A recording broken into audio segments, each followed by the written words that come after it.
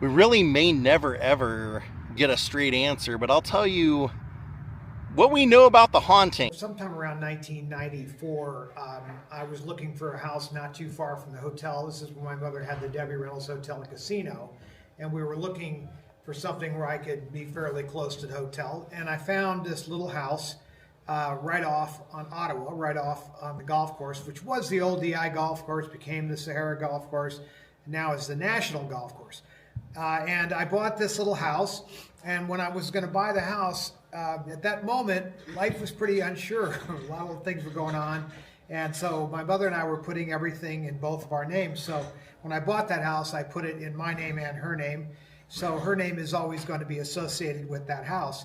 When I purchased the house, it came with a housekeeper by the name of Mildred, an older lady, probably like 80, and yet she was still doing the housework in that house. And she was Sonny Liston's housekeeper, and she was the one who found him dead.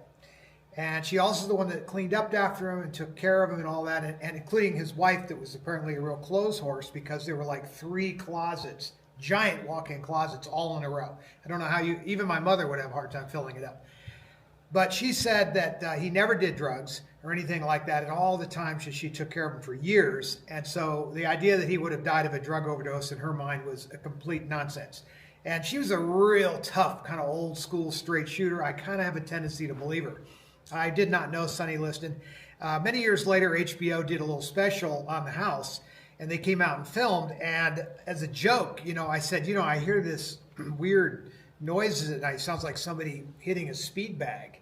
They're like, really? Really? Can we film that? Is that real? I said, no, I'm kidding. But, the idea was the house haunted? And there was a weird thing that did happen. Henry Catrona, my buddy, was living in the downstairs quarters, and I was living upstairs. And I had built a small screening room, and I had 2 slot machines in there.